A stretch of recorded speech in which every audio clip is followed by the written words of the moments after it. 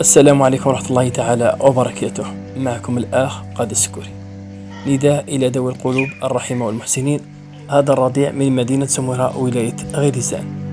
هذا الرضيع راه متواجد بمستشفى محمد بوضياف، عنده بروبليم في صدره، داله باباه سكرانير، داله طعيرات وما بان والو، راه فايت 20 يوم هو في السبيطار.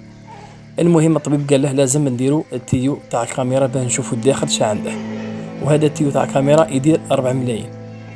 المهم اللي بيقدر يعاونه في وجه الله، الوالد تاعو يعني موش خدام، عاونوه في وجه الله، ما تخلوش هذا الرضيع يضيع، وأجر الجميع على الله.